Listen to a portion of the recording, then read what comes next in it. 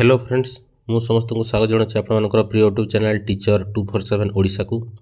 तो पुणी गोटे खुशी खबर नहीं कि आपण मान पाखक मु आसी जे ढेर सारा निजुक्ति विज्ञापन आपणकर बाहरी एथिपाई आपन कौन ओटेट बा सीटेट दरकार नहीं। जो मैंने भी सीटी बीईडी इवेन पीजी करिकी अछंती से माने ई फॉर्मटा आवेदन करि परिबे।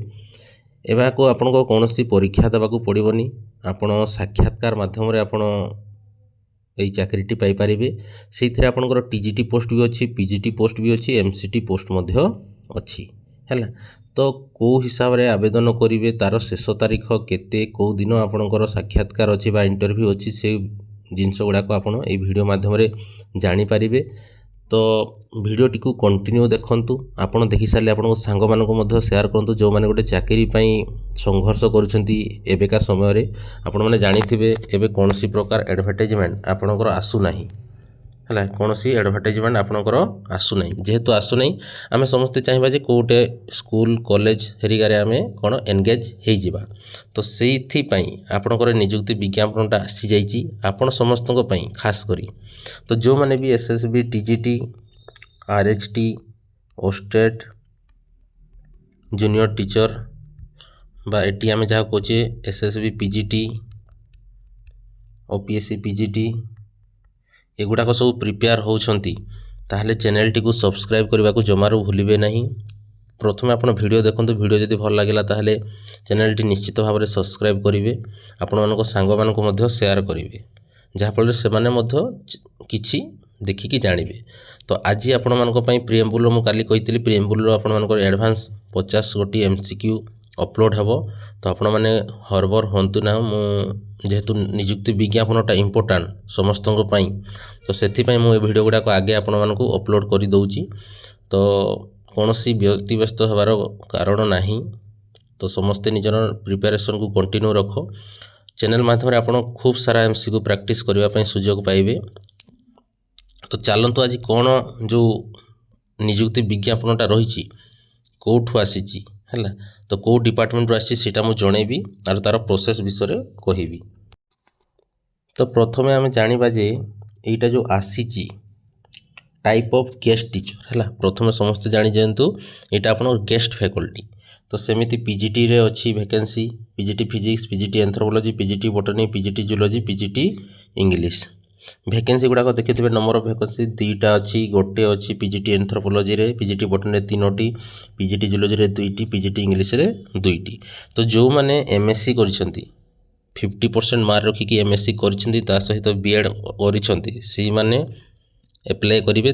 आउ जो माने बीईडी करि नाहंती मध्य से माने मध्य एप्लाय करि परिबे एज ए कैंडिडेट हिसाब रे तांको कोन से माने कंसीडर करिवे हला। Non B.Ed candidates will be consider है समस्त जान लो। ठीक सेमती पीजीटी रे भी आपनकर माने एंथ्रोपोलॉजी रे 50% मार्क एग्रीगेट एंथ्रोपोलॉजी यदि बीईडी करनथि भी चलिबो। पीजीटी बोटनी भी सेम पीजीटी जूलॉजी रे भी आपनकर 50% मार्क पीजीटी इंग्लिश रे मध्ये आपनकर ठीक सेमिति समान भाव रे से कहिसंती हैला। तो पोस्ट हेरिका सब देखि थाओ जे टोटाल केतोटी पोस्ट आछि केते कोन आछि। तो पीजीटी हिस्ट्री रे मध्ये तमरो पोस्ट अछि गोटे पोस्ट जो माने भी हिस्ट्री रे एमए करिचो ता सहित बीएड करिचो से माने एप्लाय करि परिबो। एथि पई तुमको कोनोसी ओस्टेट बा सीटेट बा ओटेट दरकार पड़िबो नाही। केवल तुम इंटरव्यू देबो आउ तुम जॉबटी निज हाथ मुठा को आनिबो। तो पीजीटी इकोनॉमिक्स रे मध्ये समिति गोटे पोस्ट अछि समस्त देखि पारुथबो with BEd MA economics with BEd हैला। तो टीजीटी आर्ट्स रे तुमरो टोटाल तीनोटी पोस्ट अच्छी। टीजीटी आर्ट्स कथा जदि आमे कहिबा टोटाल तुमरो केतोटी पोस्ट अच्छी ना तीनटा पोस्ट अच्छी। तो इथरे तुमे ग्रेजुएशन विथ बीएड हैला बीईडी जो माने करिचो से माने एटा एलिजिबल हबो। एबे संस्कृत बहुत जन भौणी मते पचारि मैम पचारि मैम माने पचारि जे संस्कृत सर कौ माने थी पोस्ट आसुनी कि एबे आसी जाइछि समस्त में गोटे खुशीर विषय आउ भी अच्छी मु देखेबी बहुत कॉलेज रो भी आसी संस्कृत पोस्ट खाली वीडियोटी को तुम कंटिन्यू देख। तो संस्कृत भी जो माने शिक्षा शास्त्री संस्कृत करिसंती ହଉ ସେମାନେ ମଧ୍ୟ କ'ଣ କରିପାରିବେ ନା ଏଇ ପୋଷ୍ଟ ପାଇଁ ଏଲିଜିବୁଲ୍ ହେବେ। ଦେଖ bachelor degree with Sanskrit age A one of the elective, ଯେଉଁମାନଙ୍କର ଇଲେକ୍ଟିଭ୍ ଥିଲା, ଅପସନାଲ୍ ଥିଲା କିମ୍ବା ଅନର୍ସ ନେଇକି ସେମାନେ ପଢ଼ିଛନ୍ତି ଆଉ ଶିକ୍ଷା ଶାସ୍ତ୍ରୀ କରିଛନ୍ତି, ସେମାନେ ମଧ୍ୟ ଏଲିଜିବୁଲ୍ ହେବେ ପକାଇବା ପାଇଁ ବା ଆବେଦନ କରିବା ପାଇଁ। ତାପରେ ସିଟି ତୁମର ଯେଉଁ ବାହାରିଛି ଟୋଟାଲ୍ 28ଟା ପୋଷ୍ଟ, ସବୁଠାରୁ ଅଧିକ ପୋଷ୍ଟ ବାହାରିଛି MCT ଯେଉଁଟା ଆମେ କହୁଛେ ହେଲା। ତ ସେଇଥିରେ ଆପଣଙ୍କର +2 ଆର୍ଟ୍ସ ସାଇନ୍ସ କମର୍ସ କରିଥିବା ସହିତ ସିଟି ବିଇଡ଼ି ଦରକାର। +2 ୱିଥ୍ କ'ଣ ନା ସିଟି DLED ହେଲା, ଏଇଟା ତୁମକୁ ଦରକାର ଅଛି। ତାପରେ ISTର ଗୋଟେ ବାହାରିଛି ହେଲା। ତ ISTରେ ମଧ୍ୟ ତୁମର କ'ଣ ବାହାରିଛି ନା ଗୋଟେ ପୋଷ୍ଟ ବାହାରିଛି +2 ସାଇନ୍ସ ୱିଥ୍ ସିଟି DLED କରିଥିବାର ଅଛି। ତୁମେ ତ ଜାଣିଲ ସବୁ ହେରିକା ପୋଷ୍ଟ ହେଇକି ତୁମର ପାଖାପାଖି କେତେ ହେଇଯିବ ନା ଟୋଟାଲ୍ ପୋଷ୍ଟ ହେଇଯିବ ତୁମର ପାଖାପାଖି 40+ ହେଲା। ତ ଟୋଟାଲ୍ କେତେ 40+ ହେଇଯିବ ପୋଷ୍ଟ। ତ ନିଜ ନିଜର ପ୍ରିପାରେସନ୍ଟାକୁ କଣ୍ଟିନ୍ୟୁ ରଖ। ଏଇ ଏକ୍ଜାମ୍ ପାଇଁ କୌଣସି ଏଇଟା ତ ଏକ୍ଜାମ୍ ହେବ ନାହିଁ, ଖାଲି ତୁମର ଭାଇବା ଅଛି, ସେଥିପାଇଁ ଟିକେ ବହି ଦେଖି ଦେଖ। ତା ସହିତ ଯେଉଁ ଆମର ରିକ୍ୱାରମେଣ୍ଟ ଆସୁଛି ମାନେ ଆଡ଼ଭାର୍ଟାଇଜମେଣ୍ଟ ଆସୁଛି ଆଗକୁ, ପରମାନେଣ୍ଟ ଆଡ଼ଭାର୍ଟାଇଜମେଣ୍ଟ ବା ତୁମର ରେଗୁଲାର ପୋଷ୍ଟ, ସେଥିପାଇଁ ମଧ୍ୟ ତୁମେ ପଢ଼ାପଢ଼ି ଷ୍ଟାର୍ଟ କର। ତ ତୁମର ଏବେ ପେମେଣ୍ଟ ସିଷ୍ଟମ୍ କେମିତି ଅଛି ଯେ ଗେଷ୍ଟ ଟିଚର୍ ଯେଉଁମାନେ ବି ପଢ଼େଇବାକୁ ଯିବ ହେଲା, ତ ସେମାନଙ୍କର କେତେ ରେମୁନେରେସନ୍ ବା ହନୋରାରିୟମ୍ ତ କେତେ ଦିଆଯିବ ତୁମକୁ, ସେଇ ହିସାବରେ ତୁମର 12,000 ଟଙ୍କା ପାଇବ ତୁମେ 1ରୁ 8 କ୍ଲାସ୍ ପର୍ଯ୍ୟନ୍ତ ଯେଉଁମାନେ ପଢ଼େଇବ। ଆଉ 9th to 12th ତାଙ୍କର ଅଛି 16,000 ଟଙ୍କା। ତ ଏମାନେ 300 ଟଙ୍କା ପର୍ କ୍ଲାସ୍ ପାଇବେ ପ୍ରାଇମେରୀ ଅପର ପ୍ରାଇମେରୀ ବାଲେ, ଆଉ ସେକେଣ୍ଡାରୀ ହାୟର ସେକେଣ୍ଡାରୀ ବାଲେ 400 ଟଙ୍କା ପର୍ କ୍ଲାସ୍ ମିଳିବ। ତ ମାସକୁ ଟୋଟାଲ୍ 40ଟି କ୍ଲାସ୍ ଆପଣଙ୍କର ରହିଛି ହେଲା। ତ ଏଇଟା ଦେଖୁଥିବ କ'ଣ ତୁମର ମୋଡ୍ ଅଫ୍ ସିଲେକ୍ସନ୍ କ'ଣ ମୁଁ କହିଦେଇଥିଲି, ପ୍ରାୟତଃ ସବୁଥିରେ ସମାନ ଏଇଟା ଯେ କ୍ୟାଣ୍ଡିଡେଟ୍ ଯାହା ବି ସବୁ ତୁମର ପଠାଇବାର ଅଛି ଡକୁମେଣ୍ଟ ଯେଉଁ ମାନେ ଆପ୍ଲାଏ କରିବ, ସେଇଟା ତୁମର 19/8/2024। ତାହେଲେ ଲାଷ୍ଟ ଡେଟ୍ ଆମେ ଜାଣିଲେ କେବେ, ଲାଷ୍ଟ ଡେଟ୍ ହେଉଛି ତୁମର 19/8/2024 ପୂର୍ବରୁ ତୁମେ ଏଗୁଡ଼ାକୁ ପଠାଇବାର ଅଛି। ଆଉ କେଉଁଠିକି ପଠାଇବ ତୁମକୁ ମୁଁ ଦେଖେଇବି। ଆଉ ତୁମର ଭାଇବା ଦେଖ କେବେ ଅଛି, ଭାଇବା ତୁମର ଅଛି ମୁଁ କହିଦେଉଛି। ତୁମର ଭାଇବା ଅଛି ଦେଖ, candidate whose application are receive within the stipulated time shall appear for verification of original certificate ହେଲା। 20ରୁ 21 10ଟାରେ ତୁମର ଭାଇବା ହେବ। ମାଲ୍ୟବନ୍ତ ହଷ୍ଟେଲ ପ୍ରେମିସେସ୍ ମାଲକାନଗିରିରେ ହେଲା। ତୁମେ ଏଇ ଆଡ୍ରେସଟା ରଖି ନୋଟ୍ କରିନିଅ ଯେ ମାଲ୍ୟବନ୍ତ ହଷ୍ଟେଲ ପ୍ରେମିସେସ୍ ମାଲକାନଗିରିରେ ତୁମର କ'ଣ ହେବ ନା ଡକୁମେଣ୍ଟ ଭେରିଫିକେସନ୍ ହେବ, ସେଠି ହିଁ ଭାଇବା ହେବ। ଆଉ ତୁମର ଏକାଡେମିକ୍ର ରହିବ 70 ମାର୍କ ଆଉ ଟ୍ରେନିଂର ରହିବ 30 ମାର୍କ ୱେଟେଜ୍ ହେଲା। ତ ୱେଟେଜ୍ଟା ମୁଁ ପୂର୍ବ ଭିଡ଼ିଓରେ ବି କହିଛି, ଯେଉଁମାନେ ବି 80%ରୁ ଅଧିକ ରଖିବ ତୁମର ଏକାଡେମିକ୍ରେ ସେମାନଙ୍କର 70ରୁ 70 ମାର୍କ ଆସିବ।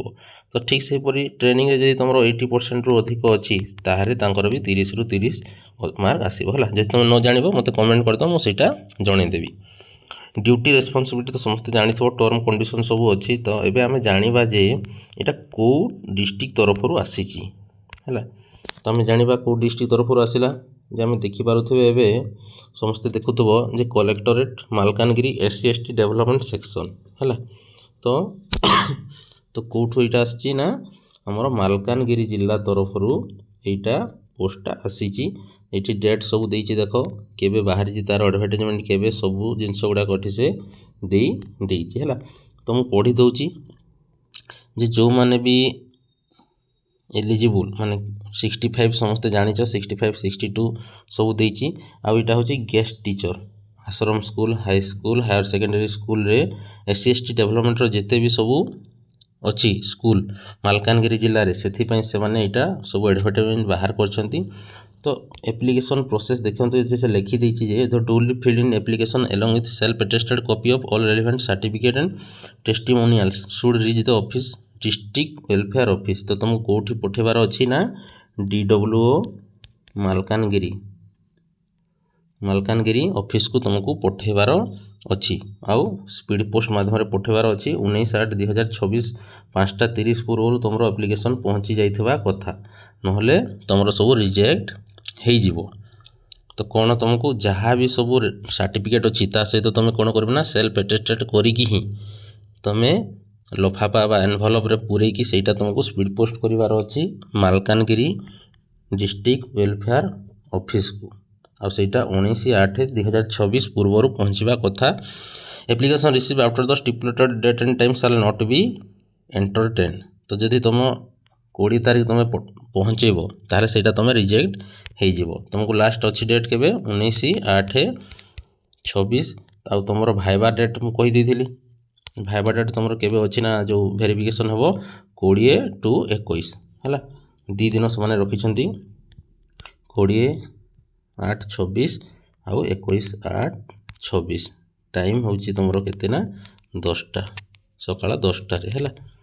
ତ ଠିକ୍ ଅଛି, ସମସ୍ତେ ଆଶା କରୁଛି ଭିଡ଼ିଓଟି ମାଧ୍ୟମରେ ସବୁ ଡିଟେଲ୍ସ ଜାଣିଥିବେ। ଏବେ ମୁଁ ଦେଖାଇ ଦେଉଛି ଆପ୍ଲିକେସନ୍ ଫର୍ମାଟ୍ଟା ହେଲା। ତ ଏଇଟା ହେଉଛି ତୁମର ଆପ୍ଲିକେସନ୍ ଫର୍ମାଟ୍।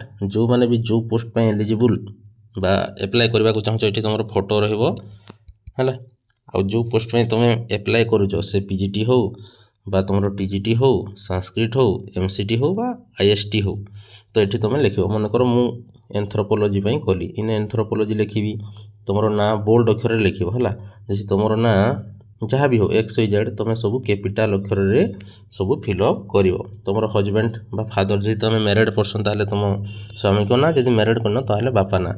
ତ ଏବେ ତୁମେ ଯେଉଁଠି ରହୁଛ ବା କରେସ୍ପଣ୍ଡେଣ୍ଟ ଆଡ୍ରେସ୍, ପ୍ରେଜେଣ୍ଟ ଆଡ୍ରେସ୍ ଦେବ। ଆଉ ଗୋଟେ ହେଲା ତୁମର ପରମାନେଣ୍ଟ ଆଡ୍ରେସ୍ ଅଛି ଦେଖ, ସେଇଟା ମଧ୍ୟ ଦେବ। କଣ୍ଟାକ୍ଟ ନମ୍ବର, ହ୍ୱାଟ୍ସଆପ୍ ନମ୍ବର ଦେବ। ଅଲ୍ଟରନେଟିଭ୍ ନମ୍ବର ବି ଯଦି ଅଛି, ତୁମର ହ୍ୱାଟ୍ସଆପ୍ ନମ୍ବର ଗୋଟେ ଅଲଗା ଆଉ କଲ୍ ନମ୍ବର ଗୋଟେ ଅଲଗା, ସେଇଟା ମଧ୍ୟ ଦେବ। ଡେଟ୍ ଅଫ୍ ବାର୍ଥ ମଧ୍ୟ ତୁମେ ପଠାଇବ, ମାନେ ସେଠି ଲେଖିକି ଦେବ। ନ୍ୟାସନାଲିଟି ତୁମର କ'ଣ ସେଇଟା ଦେବ। SC ST କେଉଁ କାଷ୍ଟରୁ ତୁମେ ବିଲଙ୍ଗସ୍ କରୁଛ ସେଇଟା ଦେବ। ମେଲ୍ ଫିମେଲ୍, ମ୍ୟାରିଟାଲ୍ ଷ୍ଟାଟସ୍, ଏଇସବୁ ଜିନିଷ ଗୁଡ଼ାକ ଫିଲ୍ଅପ୍ କରି ସାରିଲା ପରେ ଏବେ ତୁମର ଏଜୁକେସନାଲ୍ କ୍ୱାଲିଫିକେସନ୍ ଗୁଡ଼ାକ ତୁମେ ଫିଲ୍ଅପ୍ କରିବ। ଏଇଟା ହେଲା 10th, +2, graduation, BED, PG, CT କିମ୍ବା DLED। ତ କେଉଁ ସବଜେକ୍ଟ ତୁମେ ରଖିଥିଲ 10th, +2, ଗ୍ରାଜୁଏସନ୍, BEDରେ, PGରେ, ତ କେଉଁ ବୋର୍ଡ଼ରୁ ତୁମେ ପାସ୍ ଆଉଟ୍ ହେଇଛ, ଇୟର୍ ଅଫ୍ ପାସିଂ ତୁମର କେତେ, ମ୍ୟାକ୍ସିମମ୍ ମାର୍କ କେତେ ଥିଲା, ତୁମେ କେତେ ଅବଟେନ୍ କରିଛ, କେତେ ପରସେଣ୍ଟ ହେଉଛି କ୍ୟାରିୟର ମାର୍କ।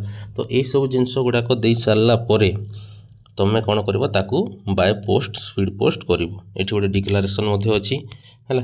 ଏଇ ଡିକ୍ଲାରେସନ୍ରେ ତୁମେ ସିଗ୍ନେଚର୍ କରିକି, ଏଠି ତୁମର ନିଜର ସିଗ୍ନେଚର୍ କରିକି, ତାହେଲେ ଏଠି ତୁମେ ଡେଟ୍ ପ୍ଲେସ୍ ଦେଇକି ତୁମେ କେଉଁଠିକି ପଠାଇବ ନା ଡିଷ୍ଟ୍ରିକ୍ଟ ୱେଲଫେୟାର ଅଫିସ୍ ମାଲକାନଗିରି ହେଲା।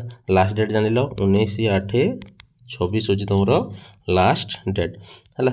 ଯାହା ବି ତୁମର ଡାଉନଲୋଡ଼ କରିବାର ଅଛି ଏଇଟା ମୁଁ ଲିଙ୍କ୍ ତଳେ ଦେଇଦେବି।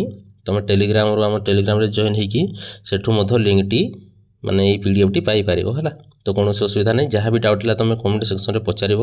ତ ରଖୁଛି। ପୁଣି ଆଉ ଆହୁରି ନିଯୁକ୍ତି ଅଛି, ଯେଉଁମାନେ କଲେଜରେ ପଢ଼ାଇବା ପାଇଁ ଚାହୁଁଛନ୍ତି ତାଙ୍କ ପାଇଁ ନିଯୁକ୍ତି ଅଛି। ମୁଁ ଭିଡ଼ିଓ ଅପଲୋଡ଼ କରିବି, ଆପଣମାନେ ନିଶ୍ଚିତ ଭାବରେ ସେଇ ଭିଡ଼ିଓଟି ମଧ୍ୟ ଦେଖିବେ। ତ ଠିକ୍ ଅଛି, ରଖୁଛି।